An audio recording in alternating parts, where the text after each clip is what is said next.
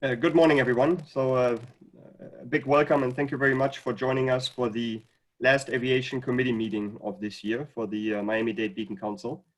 So excited to be back together, although of course we would have loved to do this in person and not virtually again. But the crisis continues to linger around, and hopefully by the first meeting of next year, in the first quarter of 2021, we'll be able to do this again in person. But to end the year, we're finding ourselves in this position and being back connected here virtually. So while it's still a very challenging environment for everyone, at least from my experience over the past 6 months now from working remotely and not being able to get on a plane, I feel the aviation community is certainly closer than it ever was before, in spite of not being able to fly. So we've put together a nice program for you today with some of the most important voices of South Florida's aviation community. So we'll introduce the panel in a little bit.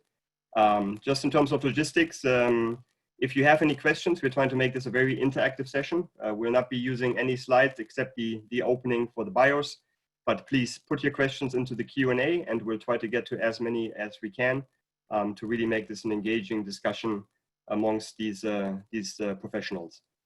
So with that, I'll first pass it on to James Konstam, the Executive Vice President of the Beacon Council, for a couple opening remarks and the perspective from his side.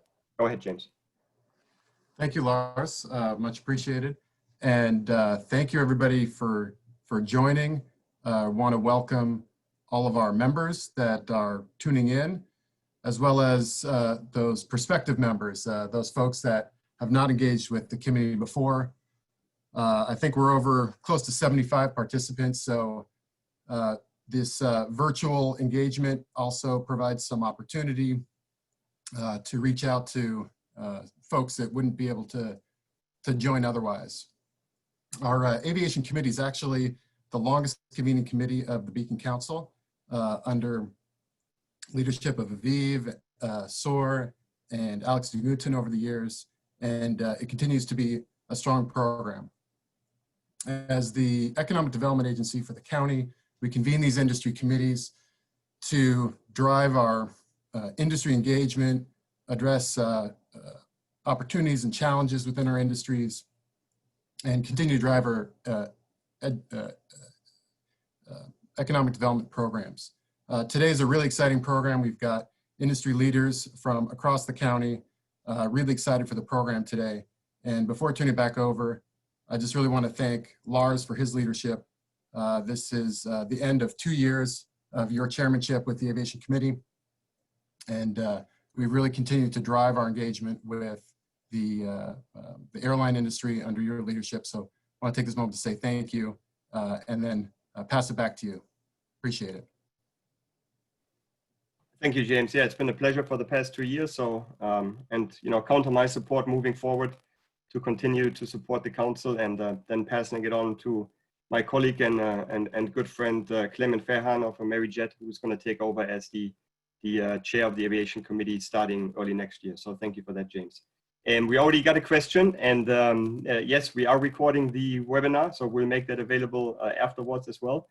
So for anyone missing it, we can certainly share it after the fact. So with that, certainly want to move on and not waste much time since we have such a good group of speakers. So just a quick introduction for our panelists today. So the session will be moderated by Alex de Gunten, who is the Business Development Officer for Heico Aerospace and been in the industry for a long time, and joining us today from close to Key West, Alex, it looks like. Then we have Tim Strauss on the panel. For the cargo perspective, he's the new CEO of Amerijet, joining us here in South Florida from cold Montreal from Air Canada, and a long career in cargo. So certainly be interesting to hear his perspective on the crisis and cargo's important role to recovery. Then Peter Cerda, my boss and the Regional Vice President of IATA for the Americas, globally representing 290 member airlines and responsible for IATA's advocacy efforts all the way from Canada down to Chile and Argentina, covering the entire Americas region, and having engaged the governments on the restart of operations over the past 6 months. For the airline perspective, we have Luciano Macagno with us, the Managing Director of Delta Airlines, responsible for Latin America, the Caribbean, and South Florida. And I think Delta has been in the news quite a bit for positive reasons and restoring passenger confidence. So looking forward to Luciano's comments, and especially on increasing their footprint in South Florida at MIA and towards Latin America with their plans to work closer with LATAM. And Lester Sola, the Director and CEO of Miami International Airport. So thanks again for your time, Lester, and interesting to see the airport perspective, what protocols have been put in place, what feedback you're getting from customers, from airlines, from the passengers, and how you see the recovery moving forward. So from the final panelist, from the manufacturer's perspective, we have Arturo Barreira with us, the president for Latin America and the Caribbean of Airbus. And again, I think even for those of us that have been in the industry, we might have not known the details of HEPA filters and air quality on board the airplane about 6 months ago. And that has been, at least from IATA's perspective, one of the big advocacy components to restore passenger confidence and to get governments to support the restart of operations. And I know Airbus is working on a lot of exciting things moving forward, how we can avoid future pandemics and how we can restore passenger confidence even more moving forward. So thank you, Arturo, for your time as well. So with that, again, please put questions for all of these gentlemen into the Q&A, and I'll hand it over to Alex de Gunten to moderate the session. Go ahead, Alex. Thank you very much, Lars, and again, congratulations on your job at the Beacon Council on the Aviation Committee, and also congratulations to Clement on his upcoming challenges.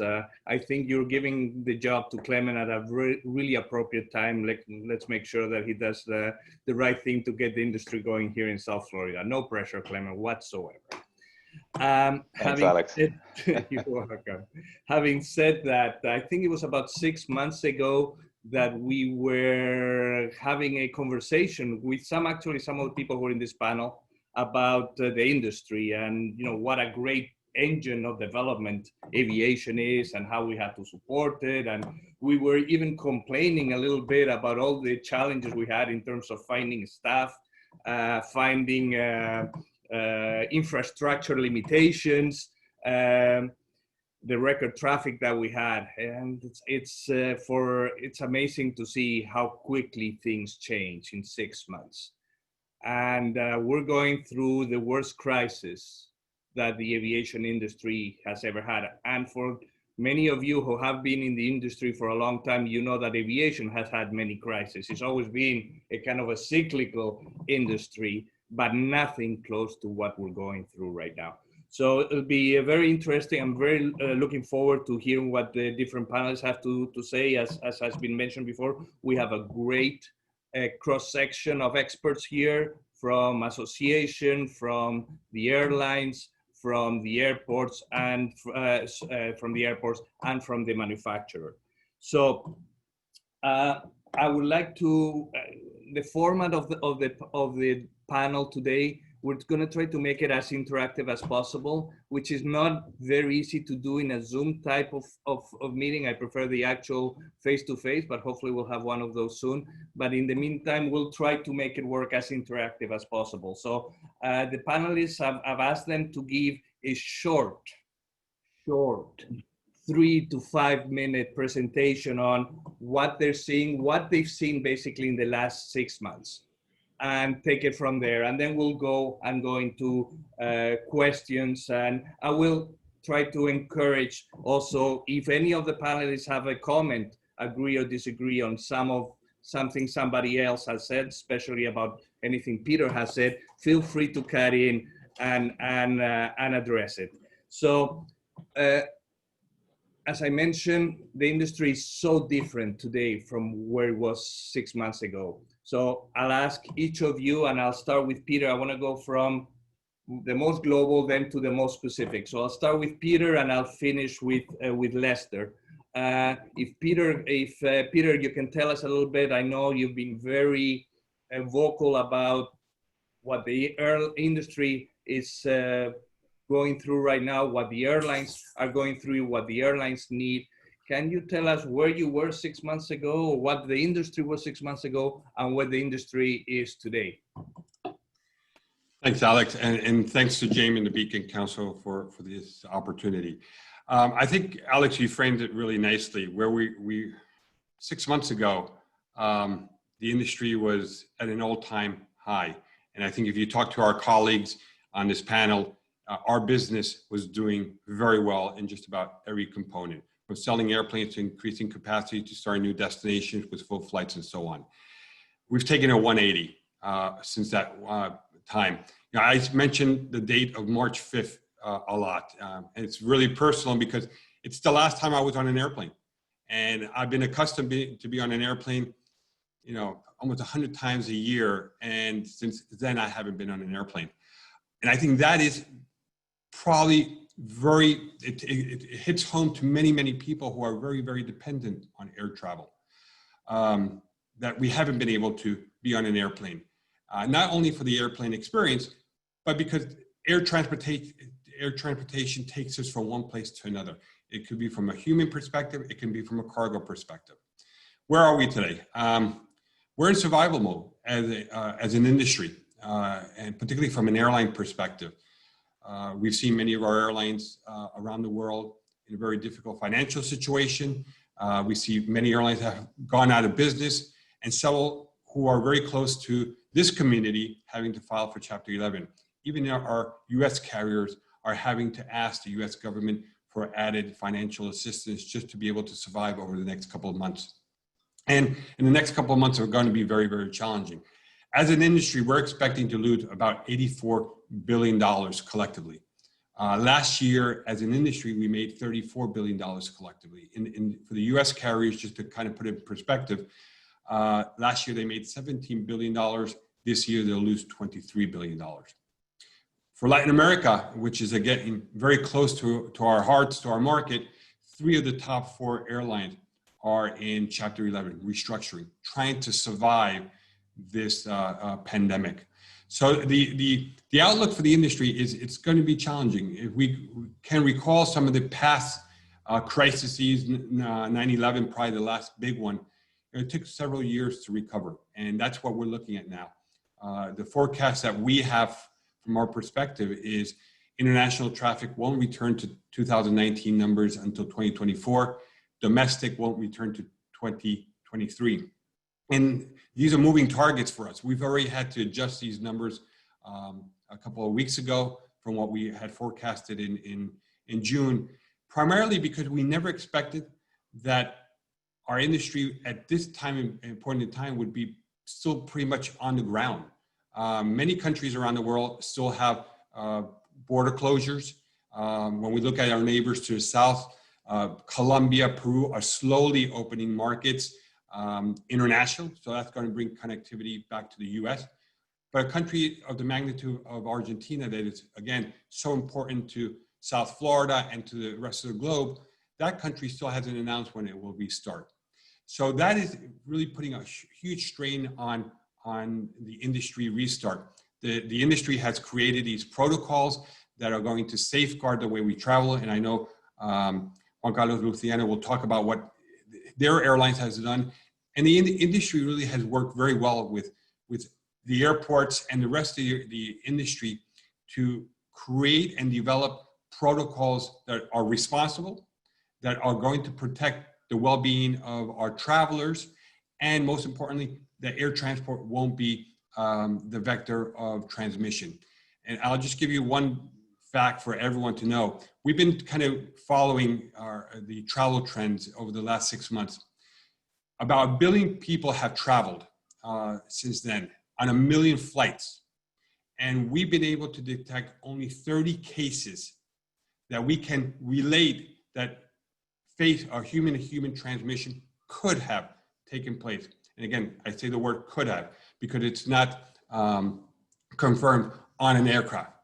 And that is tremendous, where today is probably safer than ever before to be on an airplane. It's safer to be on an airplane than it is to go to your Publix or your supermarkets, to stand in line in a bank and go to a restaurant because of the protocols and the technology that is on board. So Is the forecast, great? No. But this industry, I think you mentioned it, Alec, we've been able always to re-innovate. We've been able to configure the industry, reinvent ourselves, and I have no doubt that we will be able to do that. But we will have to have more public-private cooperation, collaboration. Government will have to take a bigger role, a bigger leadership role, really understanding the value that aviation brings, and we need to be much more collective. What we shouldn't do is fall into the same mistakes we did after 9/11 to implement procedures and standards that are still hampering our industry. The protocols and everything that we do now until a vaccine is developed needs to be temporary to safeguard the traveling public and get aviation back on its feet. And if we're able to do that, I'm confident that the recovery will be quicker. Thanks very much, Peter. And you've touched on a lot of subjects. I'm sure we're going to go a little bit more in depth as we go with the different panelists. But yeah, this is a critical time for the industry, and it's really a time for all the players to work together. And another side of the industry that again was going in a very positive way until the virus came up is in the manufacturer, aircraft manufacturer.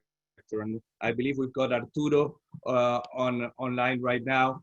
I'd like to, Arturo, welcome to the panel. Can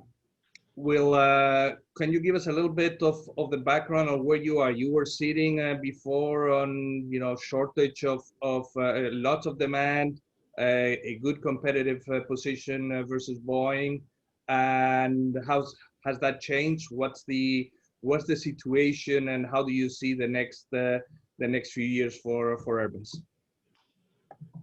Thank you, Alex, and thank you, Lars and Clement, for all this, and my colleagues on the panel. So I fully concur with Peter. The world has changed. As this is a systemic shock.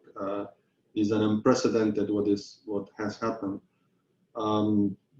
As Peter was mentioning, we were at the top of the wave a few months ago, and all of a sudden we need to face a new reality. So for us in aviation, safety is first and foremost. So obviously with this pandemic, we need to take action in our production facilities, assembly lines, to reorganize our production flow to protect our employees.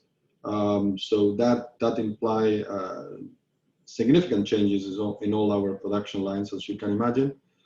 But with what was happening, Airbus is a small piece in this ecosystem. We have to have even closer discussion, not only with our customers to understand what they were going through and how they were seeing the evolution of the market, and of course their orders and how the demand for aircraft was going to change in the coming months and so on, but also with our suppliers. Some of our suppliers, an aircraft that has over 500,000 parts, from big engines to small bolts, nuts and pieces. So the logistic systems of some of our suppliers will really disrupted, and so we need to understand how all this was going to play in the whole ecosystem. So took a lot of time and took a lot of discussion and with all our partners to try to understand what was happening. So we did our forecast that are very close to what Peter mentioned in respect of how we see the recovery. We have been reducing our production, for instance, in the A320 family, that is the world's best-selling aircraft, and here in the region in Latin America has been a tremendous success. We reduced from 60 aircraft a month to 40 aircraft a month production. That is forcing also to do cash containment measures. We are seeing what is going to happen with some job reductions, etc. So it has forced to review plenty of things internally. At the same time, so we have been working with our partners, our airlines, to try to, in this new world, help them, for instance, in putting cargo in passenger aircraft, also developing, ferry flights with humanitarian goods that we did a 330 ferry flight to Panama. We participate with the Airbus Foundation with a couple of customers in Mexico, Volaris and Viva, bringing sanitary equipment and material to Mexico in ferry flights from aircraft that we deliver over the last, let's say, 6 to 8 weeks. Locally trying to develop scholarships for training, pilot training students and also maintenance students, and even donating some tablets to the hospital, Nicholas Hospital. So this is what that is changing in our world, is what we were planning last year for this year. We have to kind of start from zero in March. My last flight was professionally was on March 11. I still remember it. I've been flying for personal reasons, and my next flight is in a couple of weeks. I'm looking forward. I'm going to Brazil because I think that we need to show that we need to adapt to this new reality. So that's it, Alex. I think that's Arturo, you mentioned that obviously your deliveries have been affected in the region. Can you give us from what you expected to deliver this year to what you expect to deliver now? How much of a change? Because that will affect South Florida, because a lot of those aircraft would end up flying to South Florida one way or the other. Yeah, we have been working with our airlines and in the region, and what I can tell you is we have been delivering aircraft in the last couple of months to Viva, Volaris, Azul, and also there are other deliveries coming up for other airlines in the region. So some very close discussions that we are having with everybody, trying to understand the problems and how can we anticipate issues and be I cannot tell you more details on the I was hoping I would get a number, but I can see I'm not going to get it. But it's fair enough. It's but you are seeing a significant decrease in terms of what you expected. Yeah, this decreased from 60 A320s a month down to 40. It's a reflection of what's happened not only in Latin America but all over the world. And we have to adapt our production to this new reality. Thanks very much. Thanks, Arturo. And so let's pass on now to the airlines. So we've got two great airlines here, one from the passenger side, one on the cargo side, Delta and Amerijet. I'll start on with Delta on the passenger side, and of course you're being hit very hard both domestically and internationally with what's happening. So if you can tell us a little bit of where you are today versus where you were 6 months ago, and Peter mentioned, of course, you've been working hard on the cabin safety. Anything you can share with us on that would be great. Luciano, all yours. Sure. Thank you, Alex. Thank you, Lars, as well, for setting this up, and thank you to the Beacon Council for this this great opportunity. It's both an honor and a privilege to be here with the audience, talking on what is a passionate topic for me, of course, but I believe if you're on this call, it's because you're either passionate about travel or about what travel enables for your business. So just a huge welcome to everybody. Yes, for us, it's been a journey these past 6 months. I sometimes reflect on where we were in February, celebrating our highest, actually the highest profit sharing of any public company in the history across all industries, almost $2 billion distributed among our 87,000 employees back then, and just celebrating, to Peter's point, records across every single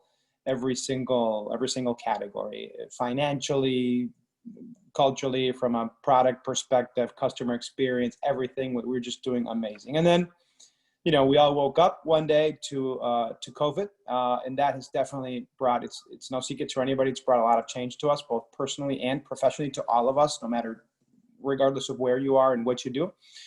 And of course, it's no surprise that when staying at home is what we all need to do or are recommended to do for health purposes, that as a result of that, of course, that brings unprecedented challenges to this industry, right? Which purpose is to travel. Having said that, we're quite confident about the outlook. We believe that the industry and the product that we hold is an essential one. You know, we have a saying at Delta that no one better connects the world. It's kind of like an internal mantra. And while COVID hit us right in the middle of that, I believe it's only a matter of time until humanity's fully back on its feet, back to normal, to a new normal, or whatever you want to call it. But this is a unique point in history for humanity where every bright mind and all the financing and the medical community and private and public, everybody is focused on just one goal, which is getting us past this pandemic. So I have no doubts that this too shall pass. In the meantime, I will say that, you know, this no secret. This has represented a big challenge for the industry. We're flying today roughly a third of the customers we were flying a year ago. Miami and South Florida a bit above that, and we can go into that later if you'd like. The good news is that we are seeing steady increments week over week, pretty much across the system. And you know, we work very closely to our largest customers and corporations who travel for business, and we've been trying to understand their outlook. I can tell you that they're very eager to fly. I believe that the meaning of essential has changed over the past few months, and we've definitely seen it. At first, you were only traveling if you were in the medical community, if you needed to travel for some truly urgent medical reason, right? That was probably what we would have seen late March and during April, even early May. As from then to today, I think the meaning of essential, we've seen it being different, right? Essential might be to travel to a wedding, a different wedding, yes, but a socially distant wedding. Essential for you might be to take that 1 week off vacation into the Caribbean because you need it so much for yourself and your family. The meaning of essential has changed and it continues to evolve. And as a result of that, we have seen demand pick up. Of course, the base is still very low because this was a big drop in demand, but we are seeing steady increments week over week. I also highlight that as great as this webinar is, and that, you know, just having a life through Zoom is good in many ways. It's convenient. I think we can only take so much of it. Frankly, I think it takes for granted some of the relationships and the trust that we have built over the years, and that's why it's become fairly convenient and easy to do business or even to hold personal relationships through Zoom, but I definitely don't think that's where mankind is going. And there's nothing like in-person contact. So I'm certain that we will go back to that. It will take time, yes, but we're definitely on the road back in that direction.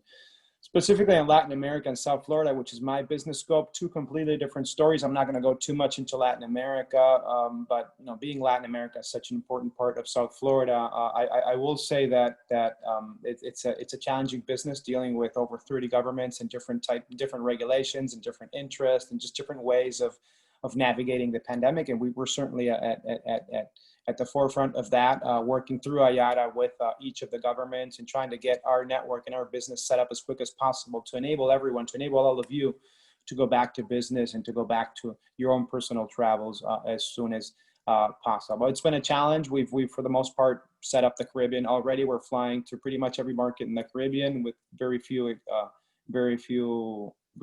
exceptions. Central America is, as we speak, we're rebuilding that network. In South America, a little bit different. Still, some countries that are going through lockdown, and that of course does not make things easier for this industry. South Florida, completely different topic. Miami is you know, the city of Miami. Years over years, just become such an important city across all fronts.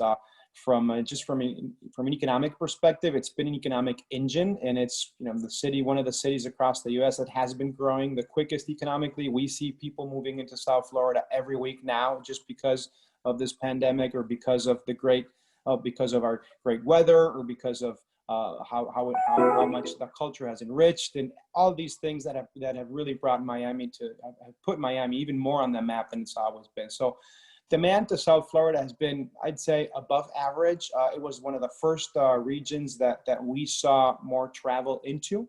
as early as the months of April, May. Of course, that got stuck a little bit in the middle when we saw South Florida going through a very important resurgence in cases. But it's now back to growth, week over week growth. And I just, we don't like to comment too much on numbers, but as we're flying about a third of customers system-wide, our travel in and out of South Florida is above that. It's above our average, and that is our result, as I said, of just just everything that Miami and South Florida have to offer. Talking a little bit about safety, Alex, which you just touched on, and it's something that we're very focused on. It's our number one commitment today as we navigate through tough financial times. Of course, I can promise and guarantee that we're not sparing any effort when it comes to doing the right thing to take care of our people and our customers in regards to safety. Never have and never will. It's always our number one priority. From testing all of our employees to mandatory mask wearing for our employees and of our customers, of course, to blocking middle seats. We continue with that commitment for the time being until January.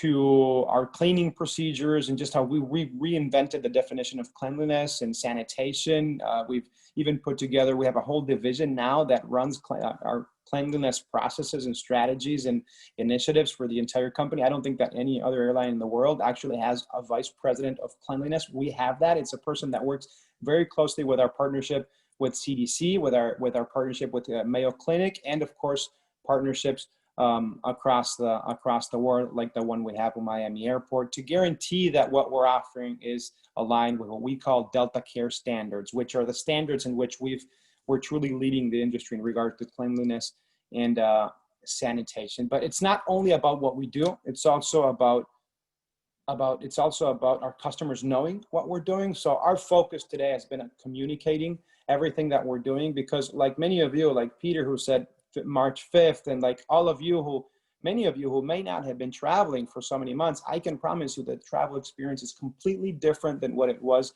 in the past. Everything from check-in to boarding to the flight experience, it's the same, but on top of of your normal flight experience, you're going to see so many procedures and processes to really keep you safe, whether it's plexiglass separating all touch points with our customers. It's the sanitation processes that we have that in many ways reflect what hospitals do when they turn around operating rooms.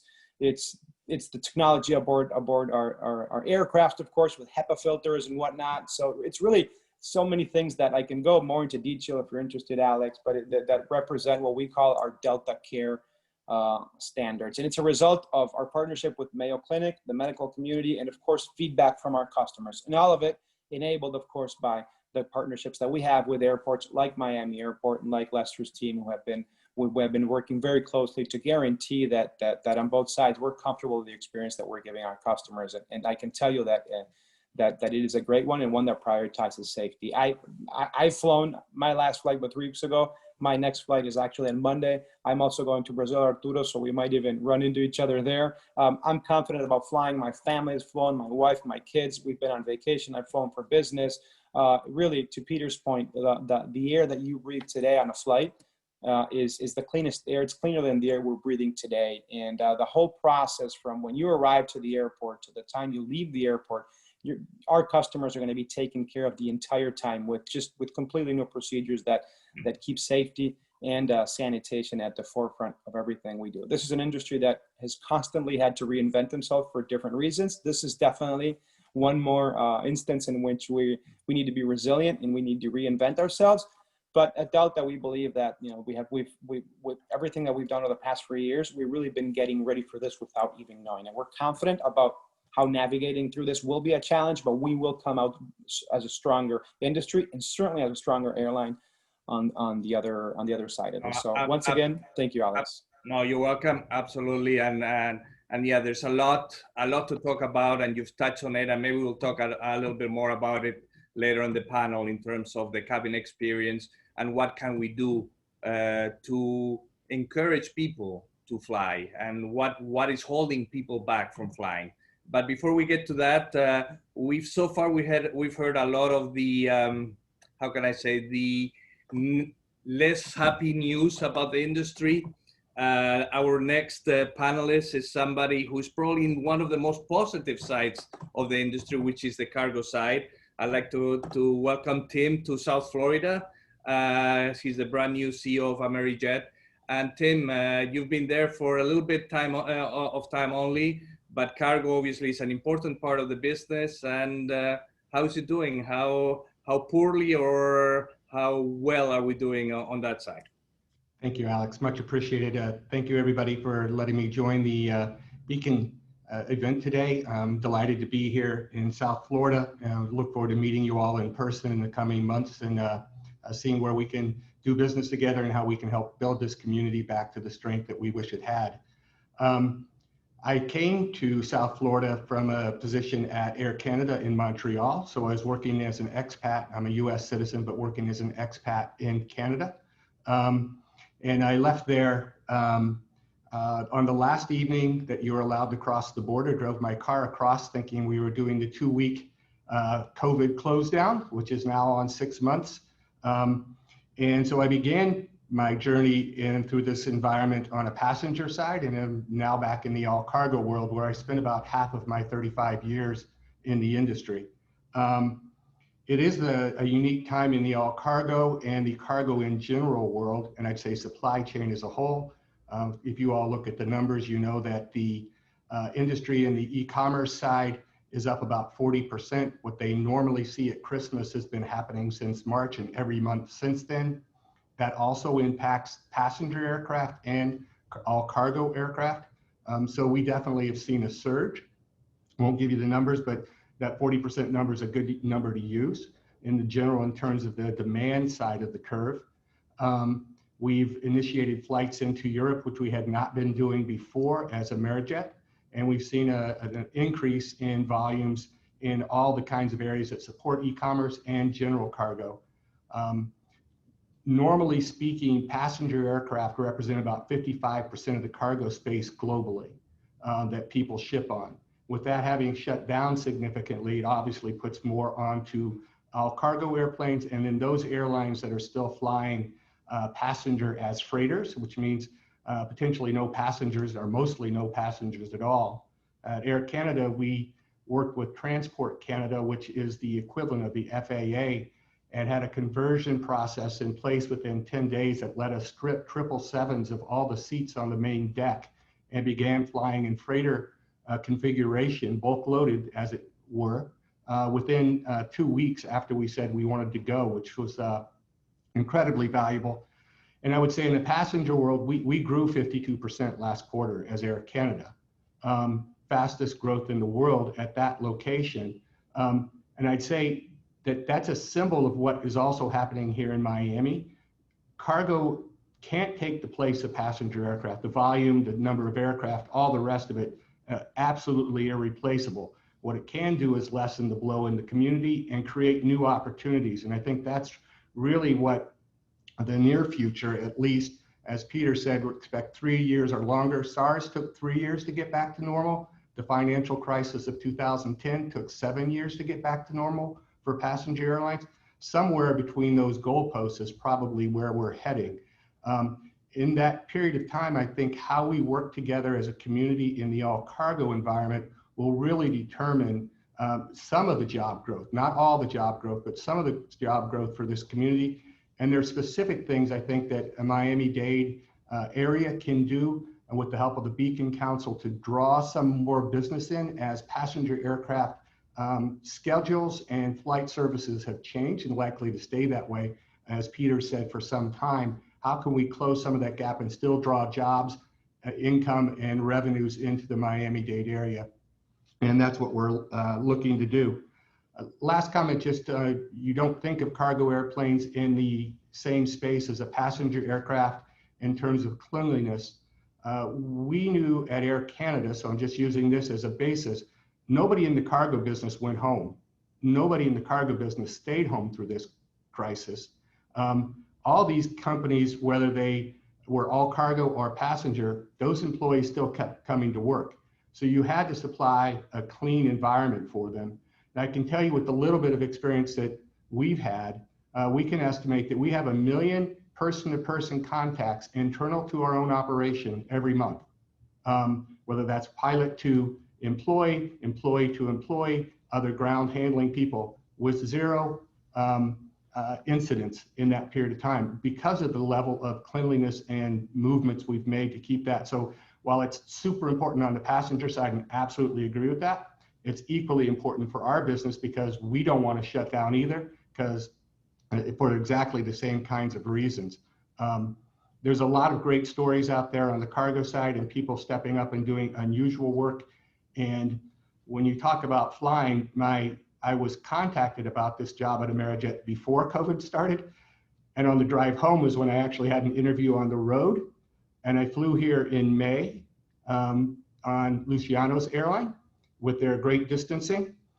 And I flew from here to New York, where the private equity firm is, which is not a location I was really excited to go to, on a different airline that had every seat full on the airplane, which was a little bit of amazement. But so everybody's had a slightly different way of getting there. And thankfully, they've all done it safely. Because one happens to one part of the industry, it happens to us all. But there is, as I said, lots of opportunity. And I'll turn it back to Alex to take us where he wants to from here. Thank you, Tim. And yes, cargo is seen as now the little jewel of the industry, as helping maintain the industry, when in the past the passenger side was really carrying the industry. So it's great to have you here. And we left the best for last. And so Lester, your airports basically are the heart of aviation in South Florida and in Miami.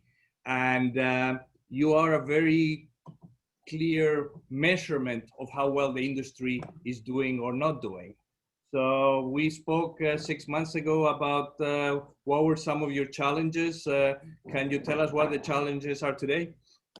So sure, absolutely, Alex, and thank you for inviting me and having me a participant in this group. And you know, it's an impressive group because it really covers the entire spectrum of this industry. This airport, Miami International Airport, is the #1 economic engine for this community. And when I say this community, I'm not just speaking about the city or the county.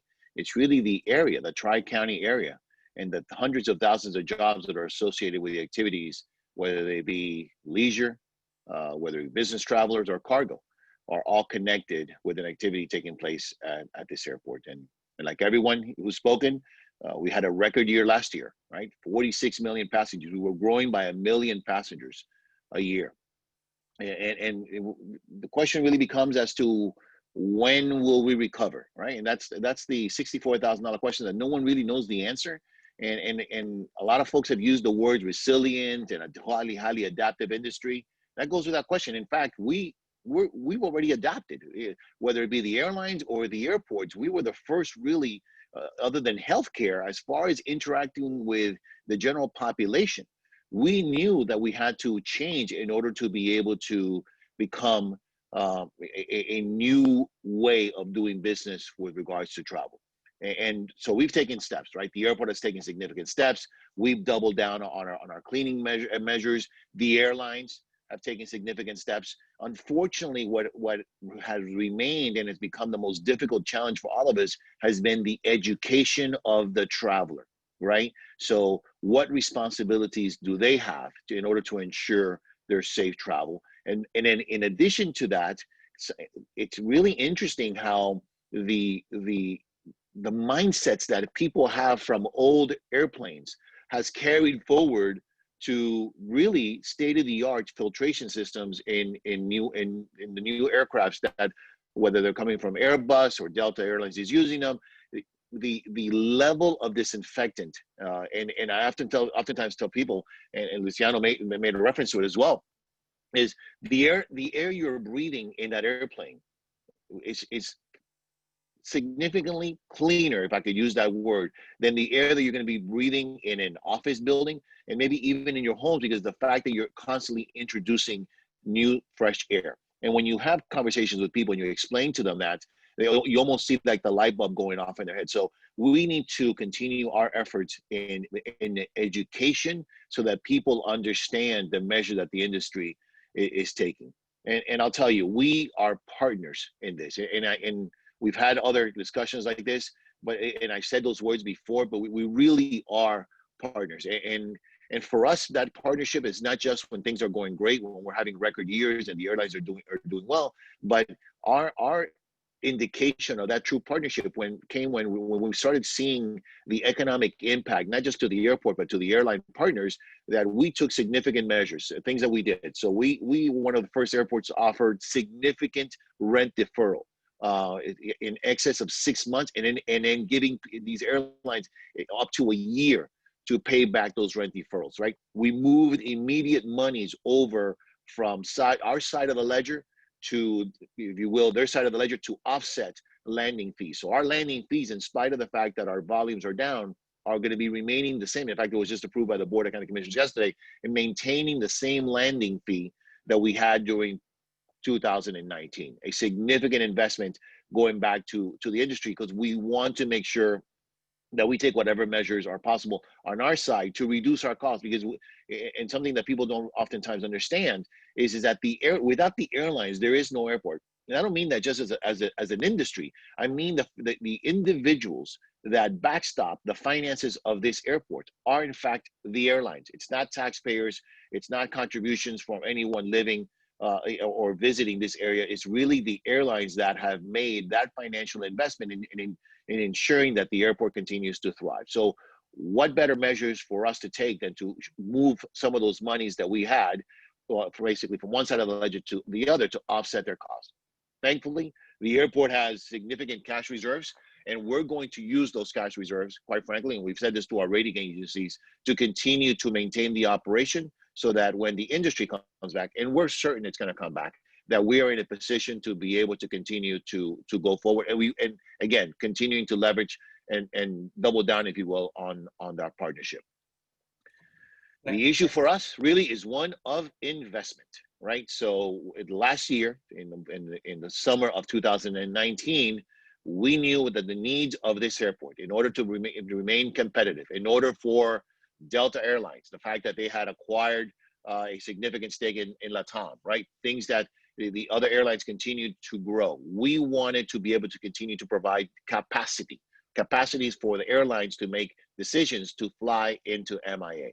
So that capital program to the tune of $5 billion, obviously, we had to reprogram that, but we're certainly not taking it off the table. We know what the needs of this airport are. And in fact, rather than moving projects further into the future, what we've done is reallocated and reconfigured and reprogrammed that CIP program in order to do projects now that would be airside, that would have caused a significant disruption to the airlines, or terminal basically construction that would have, again, been a disruptive operations to the airlines. So we're taking advantage of this lull, if you will, and moving some of these projects forward and reconfiguring and reprogramming that CIP, because we know ultimately the traffic is going to come back, and it's going to come back because we are not just cargo. Cargo is obviously doing it very well. The products have to continue to move, whether they're moving in the bellies of the airplanes, passenger airplanes,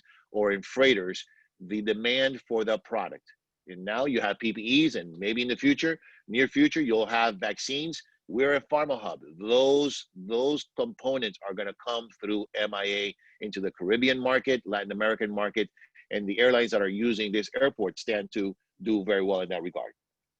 With regards to our passengers, yes, we know that we are the gateways to the Americas. So much so that Delta made a significant investment in LATAM, and other airlines continue to, pre-COVID, were making significant investments into routes into Latin America, Central America, and the Caribbean. So we know that our geographic location helps us. We know that the culture, the business-friendly environment, the fact that we have an incredible number of individuals that have made investments in purchasing homes or running their businesses from here. We know that demand is there, and we need to make sure that this airport has taken the steps necessary so that when the demand continues to increase, and we're seeing the passenger traffic go up slightly week over week. In fact, we were so happy in the beginning, right after the Memorial Day weekend, because our numbers were so good that the bookings, I think Luciano spoke about that, really skyrocketed for us. It was only as a result of the fact that our COVID positive testing was also going up, that basically it was like a bucket of cold water on those bookings. So we know that the fact that we have kept our numbers incredibly low now, if we're able to sustain those numbers at, as far as the positivity rate, that the market is ripe for that, basically that demand to come back. Perfect. Lester, you mentioned on the capital improvement projects, and it's, you know, great that you're moving forward the ones that would be more difficult to do with a full airport and all the runways. Can you, and that's one of the questions from one of the participants in the meeting today, is can you clarify a little bit? Okay, you've advanced those. Which ones have you delayed, or have you delayed anything? So the measures that we've taken is anything that produces revenue, that we were going to do a development deal with. So in construction at this airport, we either build or design it by an outsider agency and do a design bid build or design build. We'll oversee the construction. Those projects, we're only going forward with those projects where it's a runway, taxiways, anything on the air side of the operation, jet bridges that need to be updated. So anything that has a direct operational impact to an airline bringing down an air, we're moving forward with those, okay? But if we have to build, I'll give you an example of a project that the central terminal. We currently have some of our terminals or concourses closed. Why? Because we don't have that demand. So we're making a decision doing those, when we're closing them, when do we forecast that we're gonna need those concourses to come back? And depending on that schedule, we'll either delay the construction projects that were associated with those concourses. Quite frankly, Central Terminal, one of our biggest projects that we were going to be going forward was Central Terminal. We're now reprogramming some of those projects. However, if it is a project that generates revenue without using airport monies, a hotel, the new hotel, we're going forward with the new hotel.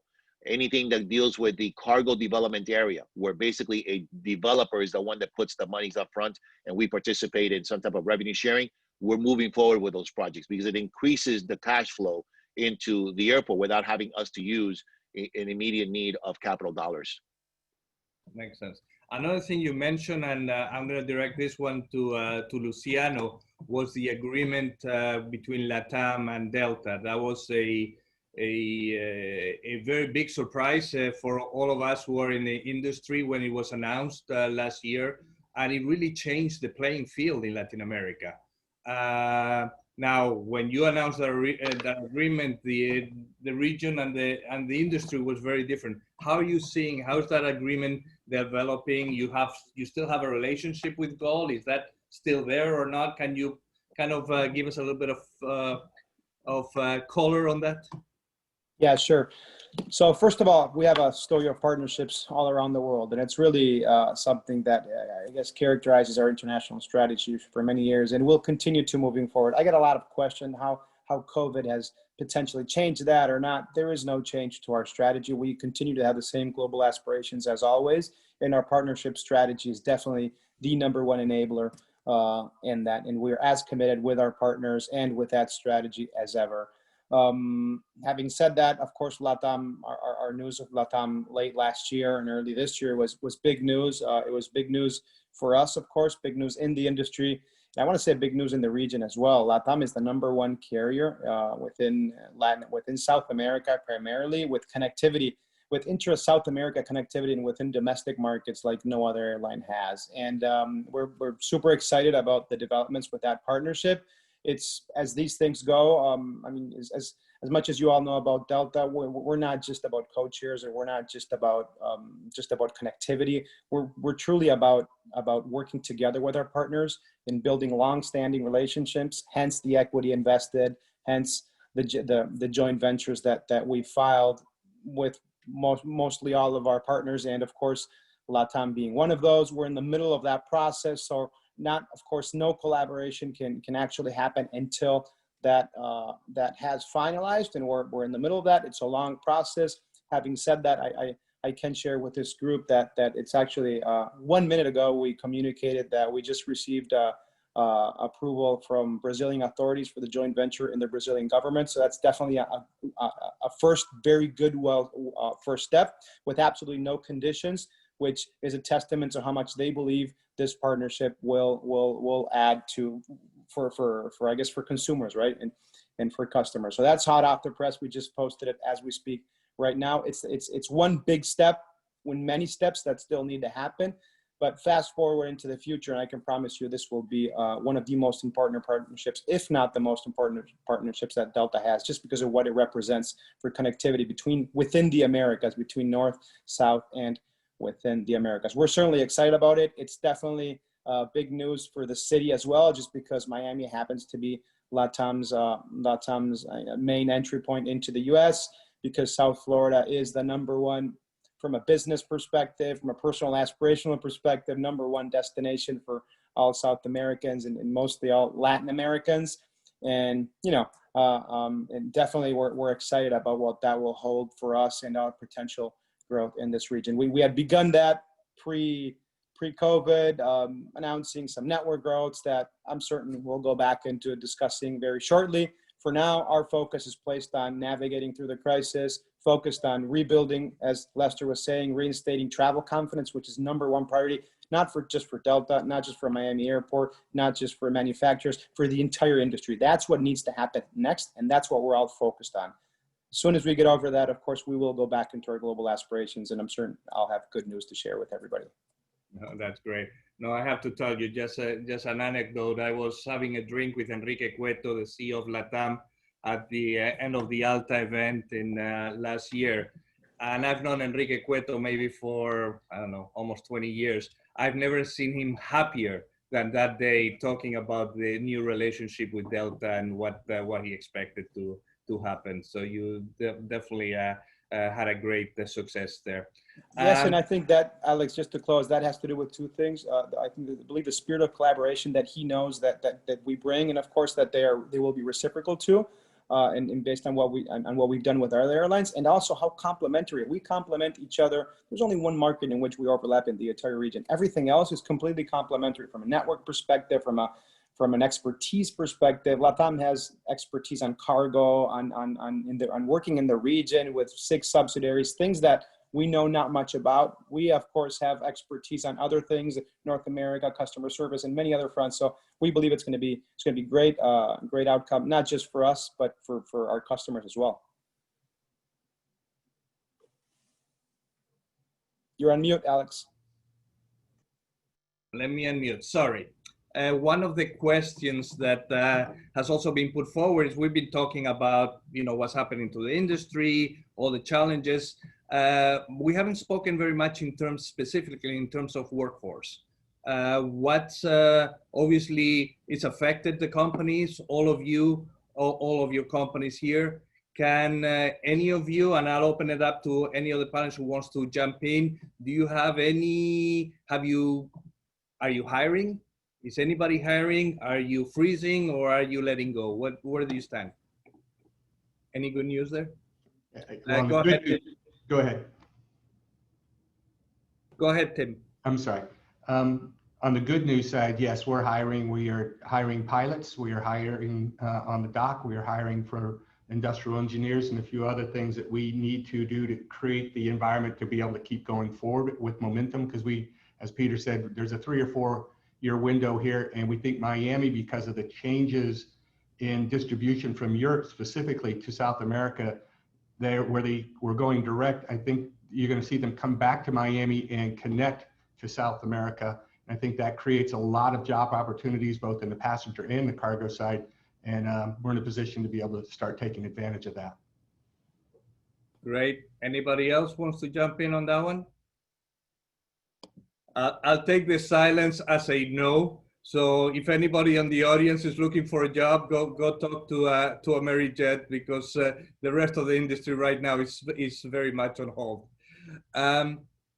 Peter, you talked actually, Peter and Luciano, a little bit about the restrictions that are out there.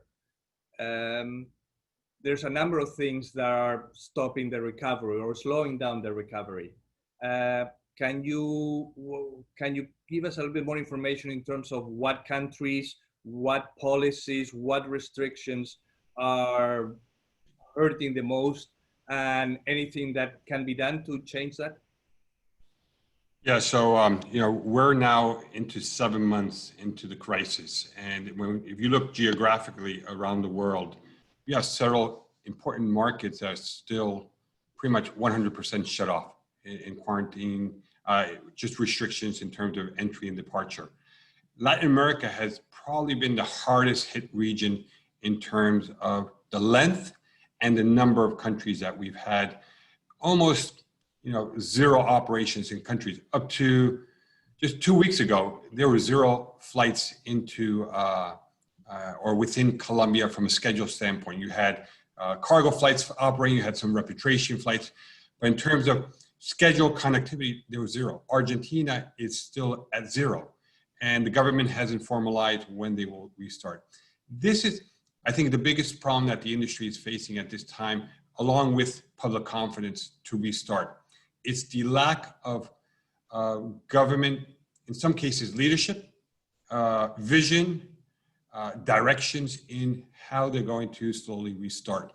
And then once you do restart, what are the measures that are going to be put in place for passengers and carriers to begin to operate within those markets?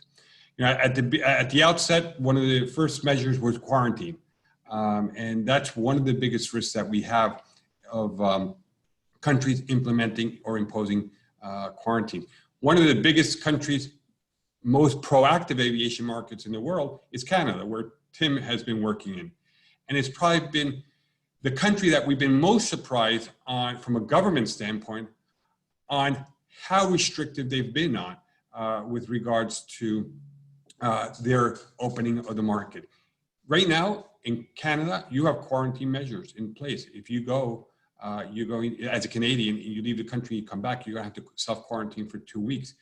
Between Canada and the US, there the no-fly and the no crossing borders is in place for another month. So quarantine measures is now going to help in the recovery. And I'll give you an example.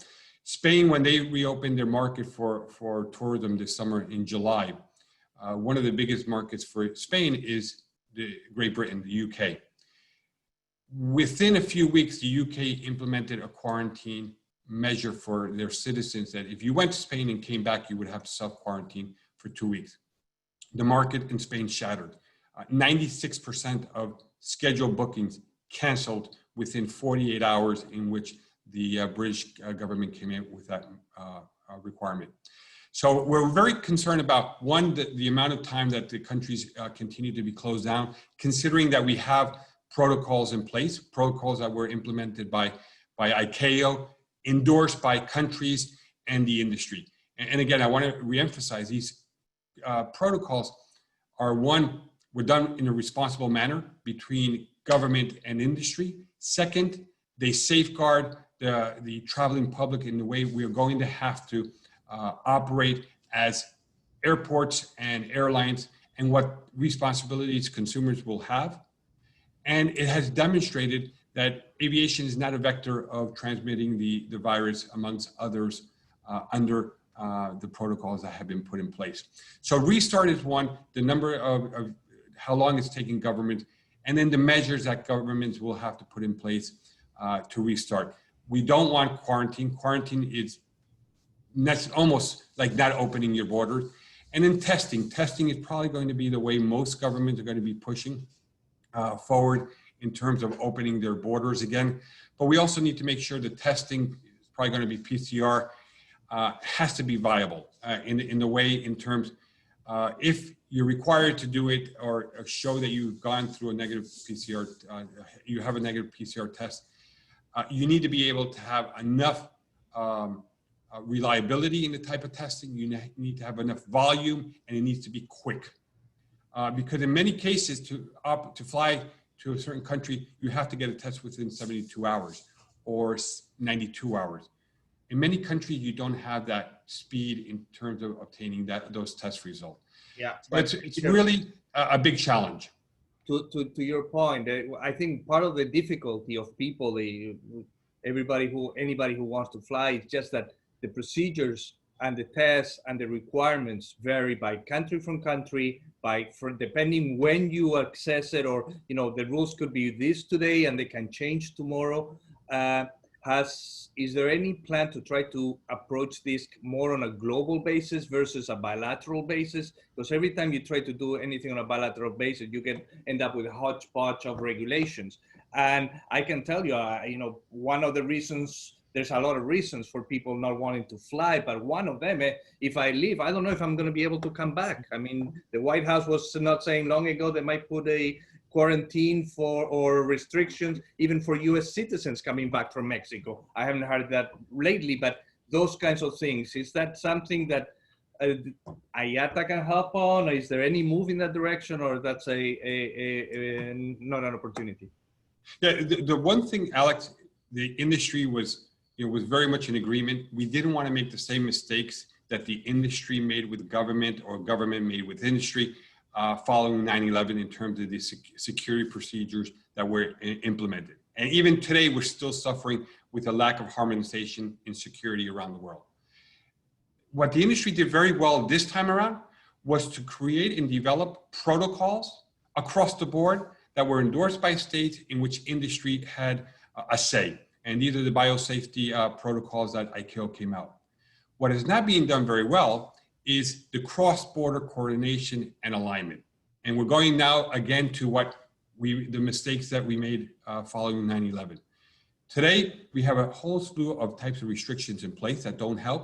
We have protocols that do help, that are there, but governments are taking unilateral decisions. And this is why you see, it's become very political.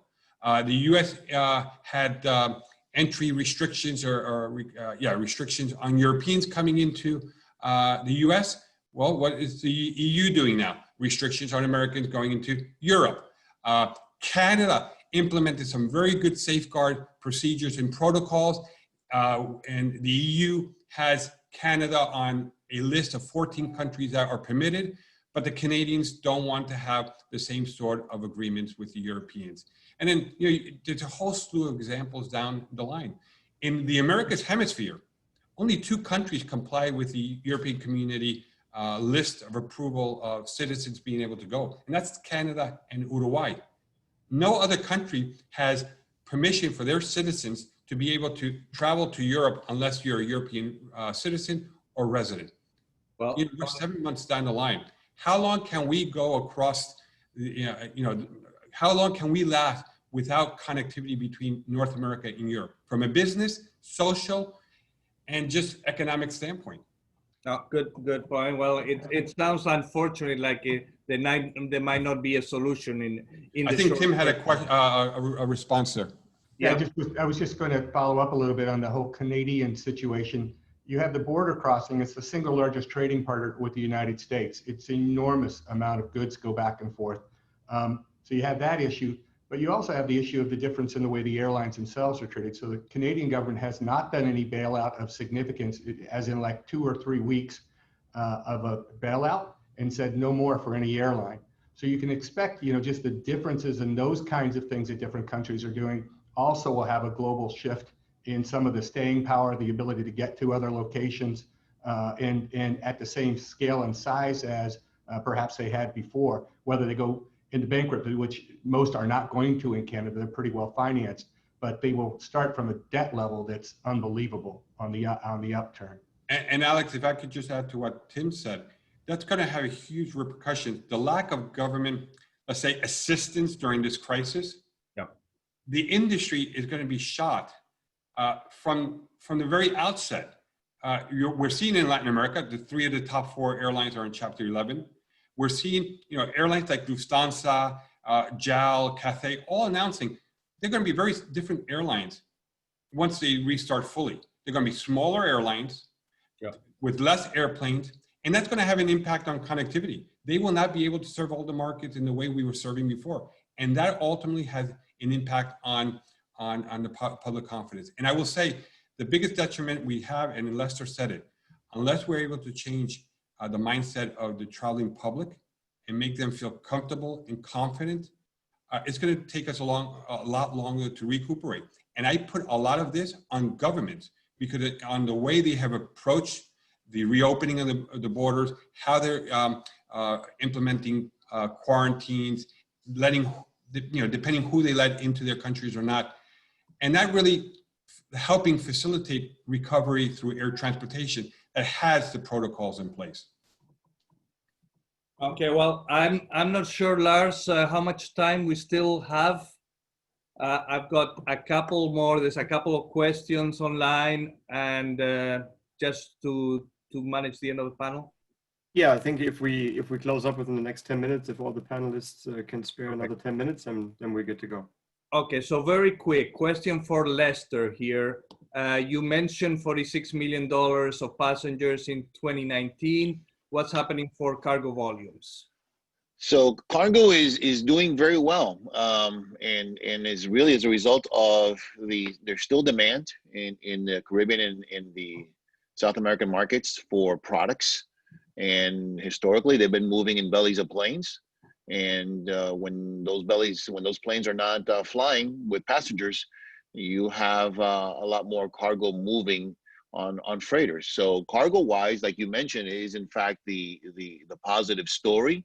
And it's really as a result of us being a geographically located airport. And I'll tell you, at one point in the early 90s, while I've been the director now since 2018, this is actually my 4th tour of duty at this airport. What the planning efforts for this Miami International Airport was eventually to get rid of the cargo area. And thank God we didn't do that, because that's what really sets us apart from really every other airport in the state of Florida. And the fact that we, with a limited number of acreage, and ultimately where our plans take us, our cargo operations have to go vertical. And while we know that's more expensive, it's the only way we can maximize the throughput of cargo in this airport. And I failed to mention when I was discussing our CIP. Our CIP also involves land acquisition. So we're constantly in the market and striking deals for purchases or even leasing land or properties west to the airport and east to the airport, because we know cargo needs to continue to grow, because we just continue to see year over year the volume of cargo increasing even through this pandemic. Okay. And the last question from the audience, Arturo, I think this one is for you, and I'll help you out at the end if you want a little bit. MRO is a big South Florida, is very big in South Florida and is deeply affected. How are you seeing that? You mentioned the pain of some of your suppliers. Can you elaborate a little bit on that? How's the maintenance side, the MRO side being affected for you guys? Well, so we are not as deeply maybe as Heico on this business, but we've got our FHAs with customers and stuff like that. What I can tell you is MROs are suffering because aircraft not flying, so less requirement for maintenance and so on. Training, we are deeply in training. We've got training centers. Is the same. There is less need for recurrence, less number of aircraft being added to the fleet, so less initials, etc. So I think it's is not only suffering aircraft manufacturer is the complete ecosystem. And one of the things that I want to share is we have been from the beginning, and IATA has been very vocal about this, is if the governments, if the airlines are healthy, if governments support the airlines and the airlines are healthy, the complete ecosystem becomes healthy, because they are what supports ground handlers, aircraft manufacturers, engine manufacturers, MROs. We all live through the airlines. And airlines are, and the aviation is an economic growth and driver for growth and connectivity and all that. It's 2-3% pretty much in every country of the GDP. It's coming from aviation, directly and indirectly in the GDP. So that is the things that we need to make our governments and to make our citizens to understand that aviation is a necessity for many countries. And without the tourism, tourism in Chile, how are you going to bring tourists without aviation? There's no way. And that's an example for plenty of countries. So No, and to your point, I fully agree with you. It's a really, the whole supply chain has been affected by this crisis. I think one of the things that will happen, not only at the MRO level, but at the airline level, is I think you'll see some consolidation, significant consolidation coming out of this. Whether that's good or bad, I don't know. But a lot of the weaker players, unless they get support from the government, just be it airlines or MROs, will not be able to survive. And if you add to that, I think it was yesterday, the airline CEOs went to the White House to ask for another $25 billion in bailout money. But there's a lot of resistance to providing more money to the airlines. So it's going to be very interesting how the next few months develop. And we'll definitely have a very different industry as I would say 6 months or a year from now from what we had in March of last year. So we're about to close up. Before I close up, just very quickly, we've talked about everything that's happening, all the challenges, all of the realities that we're living in. This is a meeting of the Beacon Council. We have in the audience and at the Beacon Council a lot of leaders of the industry, not this industry, but other industry, political heads in South Florida. Anything that either the Beacon Council or the panelists or the participants can do to help in support the reactivation on the industry. We've spoken about we need to work together. It's a partnership. Is there anything that is not being done, or is anything that's being done that we should be supporting, and that Lars and Clemens and James can continue to support and encourage to make sure that we have a thriving industry here in South Florida? And again, I'll open it up to whoever wants to take the microphone. Alex, it is Lester. If I could just say a few things, and I mentioned the word partnership, and the Beacon Council, and we have other groups, obviously IATA. We're constantly traveling the world, and so oftentimes we do it together to not just bring the assurance of the industry, but constantly generating new routes, whether it be cargo or passengers, in through this community, because we know we're constantly, you're hunting for business, and the partnerships that we have amongst these agencies is really invaluable, and as a community we have to take an opportunity and thank them for their efforts and their commitment. Thank you, Lester. Anybody else? I will add something, Alex. I'd say for Beacon Council and just for the community that's connected to the Beacon Council is for the industry today, education is the word. We need to reinstate travel confidence. And as not just sharing what we know about the industry, which we now know a little bit more thanks to this, but also taking that first step. I can tell you that this industry is doing everything needed to guarantee that we are doing everything possible to have a safe flight experience. Now, that first time we all went to the supermarket back in April, we all probably dressed up and covered up and bathed ourselves in sanitizer or whatever, and we all very scared of what we were doing. And then it's become something normal, because we know that if you take the right measures and protections, you're good, right? And we now go to the supermarket every day if we need to.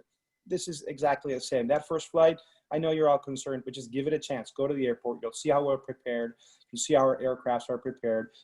You will feel comfortable. You will feel that we are living up to the standards that this era calls for. And I promise you that if you take a first flight, it will not be your last one. And we just need the entire community to start doing that, because that's going to be the engine for growth once again for this city and this community. So that'd be my ask, Alex. And if anybody would want more information on what we're doing from where Delta Care standards, just please reach out through the Beacon Council. I'd be happy to provide that myself. Even be happy to provide a tour of our facilities and what we're doing for you and your companies to see in person, whether it's your travel managers, your CEOs, whoever needs to see in person what we're doing to protect our customers. I'd be happy to tour you through the airport and have a first see of that.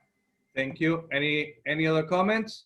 Just wanted to say, as the Beacon Council of Miami-Dade, I would just say, make Miami the easiest airport to deal with of the competitors that speed from or to South America, and do everything we can to remove as many barriers as we can, because this is a great growth opportunity, and this is the time to take advantage of that. Perfect. Alex, this is Mike Finney on behalf of the Beacon Council. I really appreciate all that this entire industry does to keep our community moving. We partner with a lot of different organizations. The Miami-Dade County, of course, is our most significant partner, and some of the actions they've taken recently are really intended to help boost particularly the tourism side of the industry. Just earlier this week, the Miami-Dade Commission authorized an additional $5 million for the GMCVB to really try and help drive more tourism activity. Obviously, the business side of that is something that we still have to figure out, is how to get business travelers back engaged and active here in this community, because that will in fact help as well. But we're on top of it. We're partnering with key organizations like GMCVB, obviously Miami-Dade County and others. And as Alex mentioned, I mean, Beacon Council is here to be a resource. If there is anything that you all feel that we can do to be of assistance to you as you continue to recover from the economic downturn, please reach out to James, to Madeline, to myself, or any other member of our team to see if we can't be a resource to help you. Thank you, Michael. So, gentlemen, I think we're over time. So before I pass it to Lars, I think it's obvious that lots of things still to be done, but there is the right willingness from all the participants to work together and to promote the industry, to calm the fears of traveling, to remove the regulations. So again, thanks Lars and James and everybody for allowing us to participate in this panel. And it's all back to you, Lars. Thank you very much, Alex, and a big thanks to the entire panel. I think it speaks volume to the brand of the Beacon Council and the power that Mike and the team have to get all of you guys together for this important discussion. So a big thank you to all of you on a personal level. It's been a real pleasure over the past 2 years, and a lot of inspiration from all of you guys for continuing the career in the industry, and certainly better times to come during mine and Clement's lifetime as an aviation professional. So thanks for all the inspiration and support over the years. And I'll pass it to Clement, who will then be the chair as of next year, who will lead the first meeting for a couple closing remarks. And thanks again to everyone. Thanks, Lars. Just let me take this opportunity to thank you. It's been a pleasure working with you. I mean, all the achievements you achieved in the past 2 years. Big shoes to fill, but you already promised you'll stay in touch, you stay involved, and you help. I'll do my best, definitely. And as you can see, Amerijet is indeed very supporting. We have our new, very inspiring CEO on the panel, Tim. And then we also have our executive chairman, Vikar John, online. So we're open to do more great things in the next years to come. Thanks. Thank you, Clement. Good. Madeline, Mike, any closing remarks before? Well, I hope that you all got some good takeaways from this meeting, especially learning about safety traveling, and that even though this is an industry that is having a lot of challenges, we are moving forward with great partners. And I personally want to thank James for the trust and confidence that he has given me leading this committee. Thank you, Lars, for being a great committee chair. You did a great job. And Lars, Clement, for his great support too as co-chair, and his new role is starting October 1st. And for all the committee members and guests, thank you for continued your commitment to the value of this committee. I look forward working with you all next fiscal year. And to close, I just want to share a phrase that keeps me and my family going during these challenging times. Learn, adjust, and move forward. Be safe. Thank you all for being part of this committee today. Thank you. Take care, everyone. Have a good weekend. Thank you. Thank Bye-bye. you, everybody. Take care.